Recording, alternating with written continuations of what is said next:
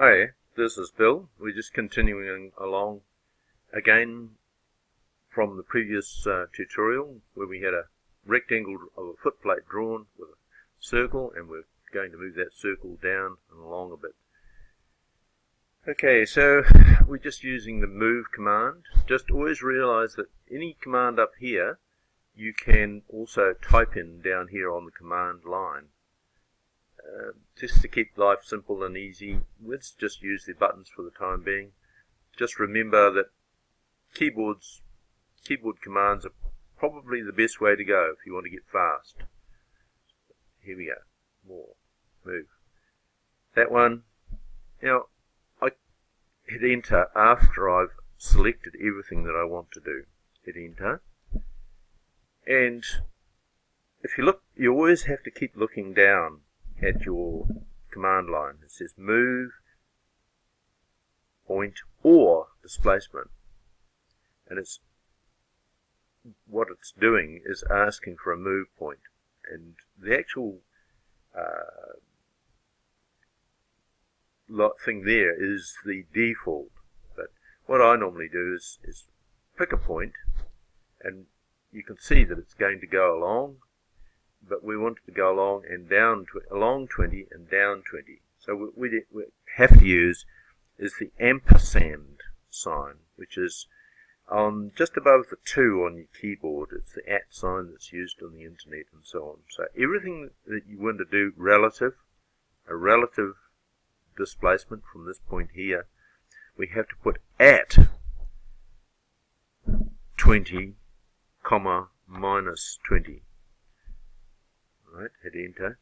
So what that means is that because we're in model space, there it is down there. We're moving along in the X positively, but the Y direction is positive up the page, but the direction we want to go is negatively. So we went minus 20. Now, we could draw another circle here and move it and put it up here and so on, but we would normally use the mirror command now to just put that extra circle on there. So we go mirror, we pick our item. Have we finished selecting it? Hit enter because yes. Now,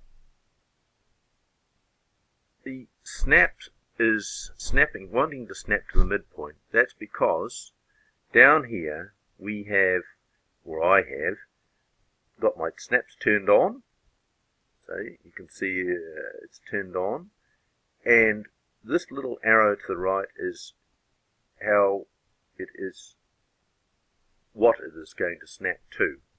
So at the moment, we've got end point, midpoint, center, quadrant, intersection. I like those selection of snaps, but you might like more. I have seen people using other extra ones, and it's quite good, quite quick.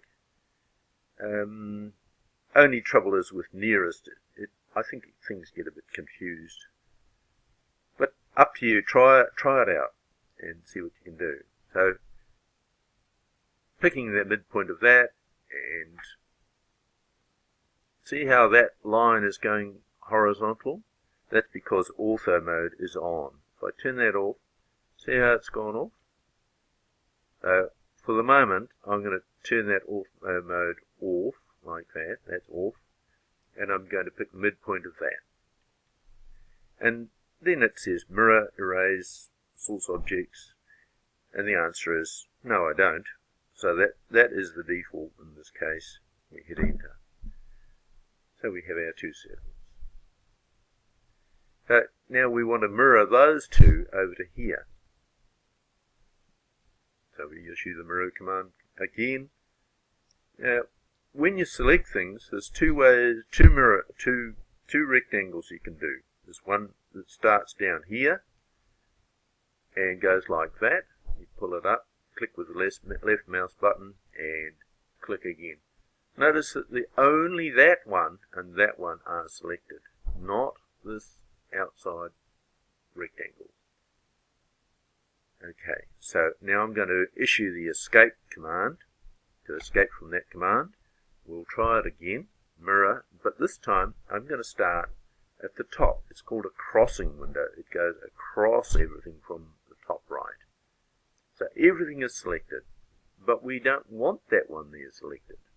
So to remove it from the selection, we hold down Shift and we pick it. And so now it's gone.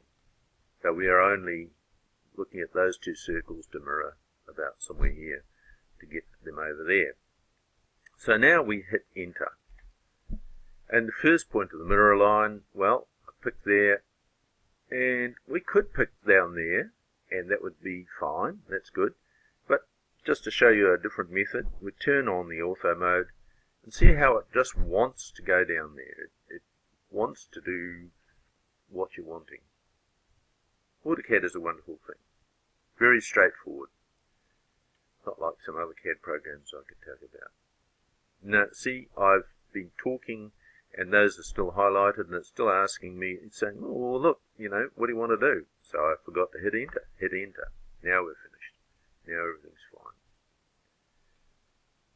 Alright, now there's some very fussy people in this world and they will want little crosshairs on that circle.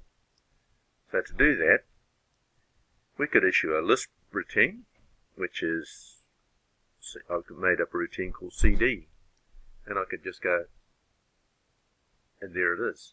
But unless you have that Lisp routine, you have to do it the hard way. This is the hard way. We draw a line from here to here, and one from there to there. Notice that they're two separate lines. They may look like they're connected, but they're not. And we can use a different way of moving something, which is called hot pointing. And you click on the middle of the item, and I'll turn off F8, and it wants to go where you put it. So that is snapped to the center of that circle, so it's hanging out either end quite nicely. Same deal with that one. Click the hot point, turns red, and over there. Okay. Now with this drawing came a whole lot of built-in layers. And just quickly, because this is an old video, an old drawing, it's already got a centerline layer in there. I'll just delete that layer by pressing delete that layer. Yes, not deleted, cannot be deleted. Great. Okay, well I'll probably got it used somewhere else.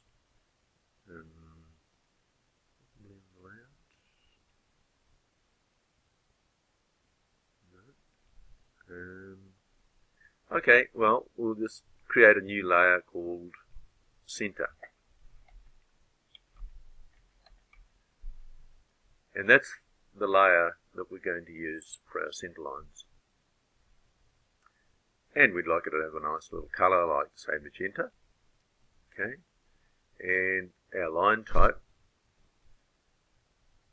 I've already loaded this one called Center times 2. So we'll load it again just to show you how a line type is loaded.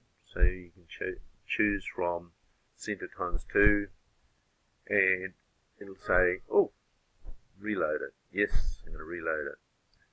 So there's the Center times 2 line type, nicely dotted and dashed. Okay. So now we've got a nice layer for all our center lines. We highlight those two by using a crossing window and up here, and we just make them onto that center line layer. This outside line is on the layer naught, and that's on the layer naught. We could put them on, for instance, a layer called model front. So we'll highlight them all and just put them on the layer model front. Notice they've all changed yellow. See, it's a lot easier to see, isn't it, yellow? And you can change it to any colour you like. You could have that shade of green if you wanted. So just experiment with colours and things like that. It's not a big deal. It's just a personal preference thing. So we want to copy these guys onto all of those. So we use the copy command. We pick those two lines. We finished selecting our objects, so we hit enter. And it wants a base point. See, base point. So we click in the middle of that circle, and everywhere we chuck one. Press escape to exit the command. So there it is, lovely foot plate. And here's all I've had to go at this video before, so I'll just delete those things that I'm going to do. And now we can throw some dimensions on here. It's easy enough. You just pick your dimension line from there, and just keep on going. Just pick, hit enter, pick, and just keep on going.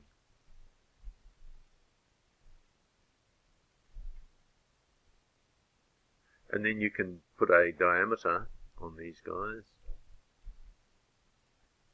Notice that these are using the architectural tick.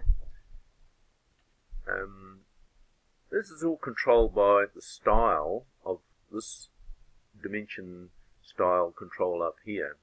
At the moment I'm using ISO 25. It's just what came with the drawing, and it seems to be doing an okay job. But when it was first done, it had arrows instead of architectural ticks. So if I want to change them back to those ones there, normal arrows, we just change it in the style and close it. And notice that nothing's actually changed. You would expect, oh, you'll just change the style. These should all update automatically. Well, they don't update automatically. You have to press this little button here, dimension update, and circle all of those, and close all those dimensions, hit enter. Now you see they've changed the little arrows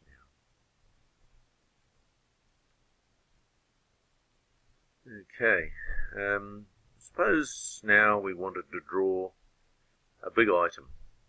We're back in model space. Let's draw a rectangle at 20,000, 2,000. So that point is going to be 20 meters along and 2 meters up. And it's a big, huge item compared to our foot plate. So we'll move it down out of the way here, just so it's not clogging up that area there. So suppose we want this to be in our A1 drawing. Here's our A1 drawing. There's paper space. You know it's paper space because it's got a little triangle in the corner. We would have to make a viewport to show that. So we can go up to View, down to Viewports, Unviewport, and big long thing. So there it is.